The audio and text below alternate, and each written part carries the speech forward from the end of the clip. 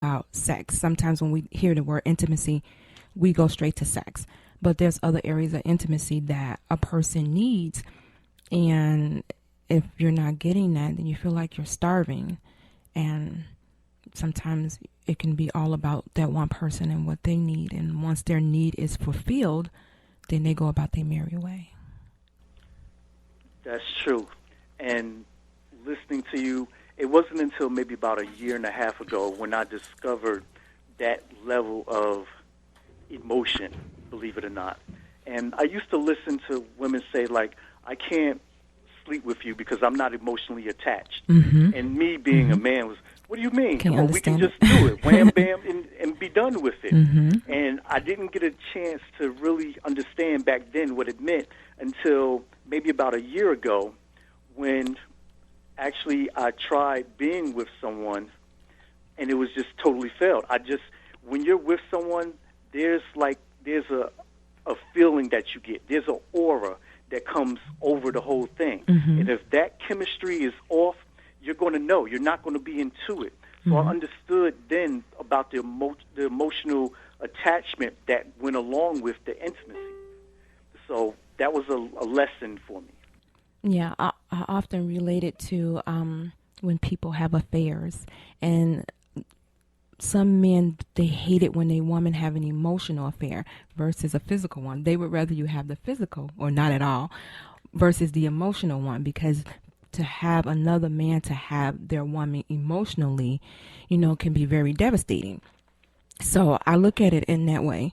Like I said, sexually, yeah. Emotionally, no. I couldn't talk about anything that I was going through. I didn't really reach out to anybody else. I just increased my relationship with God, and I focused on that. And the more I focused on that, it drew me away from Him, because I really believe that was just God's way of saying, this is not the person for you. So going through my journey, God allowed me to see Him. He allowed Him to show Himself, and I got to see who that person was. And there's a saying, when someone shows you who they are, believe them. And this is me at my worst state. And if this doesn't bring us close together, then I don't know what will. You are absolutely right. I think a woman and a man both deserve someone who's going to listen, understand, appreciate, and who's going to fight to keep you. Mm-hmm. And that's what I did, in my marriage. And don't get me wrong, I wasn't always the best husband either. But when this happened, when we found out about the Big C, it was no cause for me to roll up my sleeves and as long as you fight, I'm going to fight, and we're going to fight together. I think sometimes out of these relationships, marriages, that love is always the key, but it's missing. Mm-hmm. I want to be able to, I want that when I was younger, that real love. Mm-hmm. And it's hard to find real love these days. I want somebody who's going to climb mountains, cross oceans, endure untold hardships, go through a whole lot just to want to be with me. That's not happening anymore.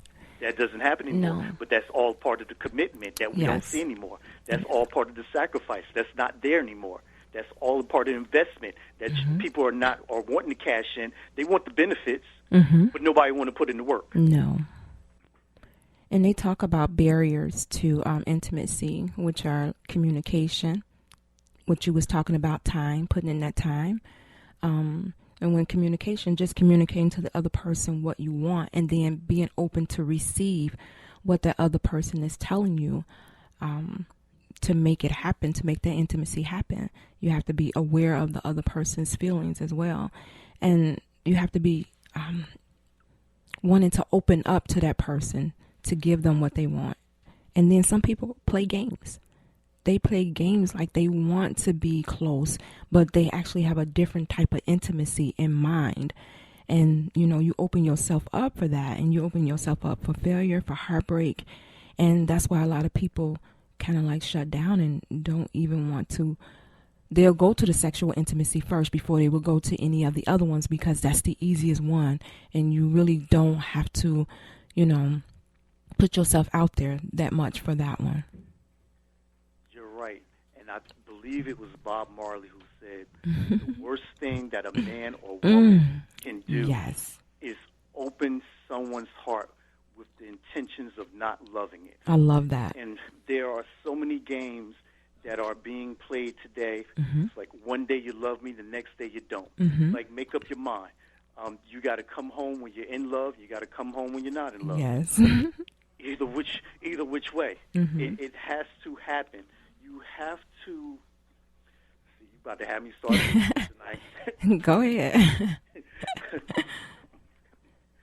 You have to find yourself knowing what's best for you. There's a difference between knowing what's best and doing what's best. Yes. And a lot of people know what to do, but they just don't do it.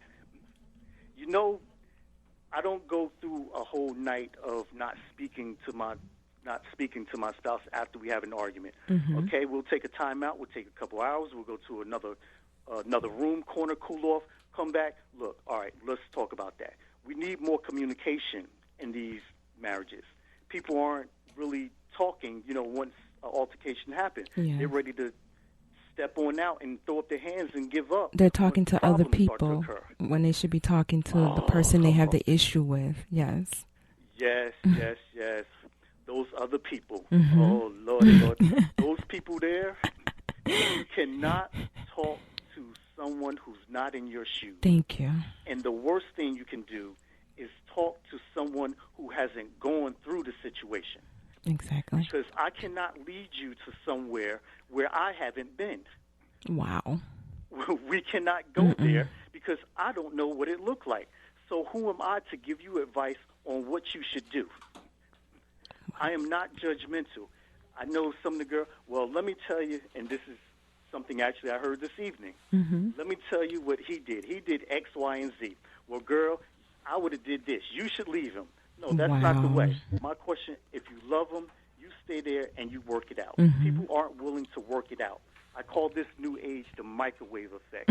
Everybody wants things to happen in an instant, and it just doesn't happen that way. That's true. And I think it's a lot of options. Like, people have a lot of options. I know men have a lot of options. And it's like, why should I commit to this one person when I got 3 other women over here that's willing to be with me? And so women I've been there, tend to settle for that type of relationship. And then you get mad because, like you say, you know better, but you don't do better because your self-esteem is low and you feel like this is what I deserve. But I'm telling you, ladies, once you know what your worth is, you will know that he is not worth it. Lady Shell, let me tell you, as I gotten older, I learned a lot. One of the things I learned, everything that look good to you ain't good for you. No. Everything that glitter ain't gold. Trust That's fool's gold. You don't know how your bad looks so good until you experience worse. Wow. And when you experience that worse, because things may not be going good at home, but then you step out of a relationship and you step into something else, and now it's worse than what you were trying to get out of. Now you caught in the crosshairs of something between 2 women, 2 emotions. You just doubling up on yourself. You're just putting more burdens, more weight on your shoulders, and more things for you to bear that you can't handle. Exactly. Like you said, I think it's just easier to walk away than to invest time. And when someone has a cancer diagnosis, you have to invest that time. If you love that person and you take those vows and you're there to, you say you're going to be there for better or for worse, through sickness and in health, then you're going to take time to cover all those intimacy areas. And you don't have to hit them all at one time. I mean, you have time to do something different every day. Like he said, go down memory lane, take a walk, go for a drive, tap into those different intimacy areas so that you can keep being connected. Yes, if somehow you lose your way during your marriage or during your relationship or whatever you have going on, and now cancer is playing a part in it, go back to where you started, because that's the answer that you need to the whole equation. Start with how you started, because somewhere the answer is there. Yes. I love when I go back to the hospital and I see a lot of the older couples and the husbands is there and they're looking at each other and they're smiling, and I can only think like, that's some real true love that's there. Mm-hmm. And that's all that, I wanted for me and my wife. Mm-hmm. But, God had a different plan, but I still hope for to find, true love or real love again. Mm-hmm. It's hard, but I know it's there. It's there. And I think it's important that when you're going through a cancer diagnosis, or even when you're in a relationship, that you should know that person's love language so you can know how to love them. Because a lot of times when we are loving people, we're loving them with our expectations, and we're not really trying to get to know what theirs are. So I was looking up the 5 love languages, which are gifts, quality time, words of affirmation, acts of service, and physical touch. So you have to know what your partner's love language is, which is taking time to, again, communicate with them to know what that is. So if you know that my love language is physical touch and quality time and gifts, those are my top 3, then that's how you love me. If I know yours are words of affirmation, acts of service, and quality time, then that's how I love you. That's how you receive love. And I think a lot of people don't take the time out to know what the love languages are so that you can cater to your partner's needs. That's true. And that's all in the beginning of, taking that time and getting to know a person. When I was growing up, we used to call it talking to. Well, I'm talking to such and such. And you take those couple months or whatever it is to get to know the person. Know what their likes and dislikes. Know what turns them on, turns them off. That's very important in any relationship. Mm-hmm. Nowadays, it's about power. Who's controlling the relationship, who's running things, and this and that. And life is choosing between the power of love and the love of power. Wow. You got to come to grips with emotional depth and sensitivity when it comes to this situation. Wow. I read somewhere it said that a person had a better chance of surviving cancer if they were married. True. That should be like the top one on the board. That is very true. Because whether you have cancer or not, there's a certain feeling that you get that you're comfortable when you have someone that's in your corner that's rooting for you, that's supporting you. There's a height that you reach, a peak that you reach in your life that you just feel good about. You and a partner, it's just one of the greatest feelings in the world. I can't even express how good it feels knowing that someone has your back and you have theirs, and you're both growing and building together. Once you establish that you're going to be into a relationship, marriage, or whatever, and you start laying that foundation down for the groundwork for later, love doesn't die at the grave. Wow. Now dug downwards into the ground where you hit rock so it can be solid, and then build your way up. Because if you just build on sand, that thing is just going to crumble. Gotta have a solid foundation. Yes. Wow. Well, you know what? I commend you for just honoring your vows and being there for your wife, and just being the caregiver and being her cheerleader, and sometimes being her doctor at home.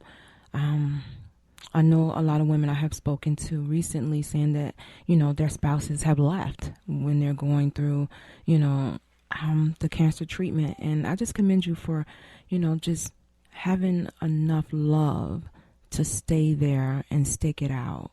Like I said, I didn't have that, but I'm glad that I had God there to keep me sane. And I had my family and my friends and my church, and they were able to keep me sane, keep me grounded. It's not a good feeling to not have someone. It's a different feeling when you have someone, a partner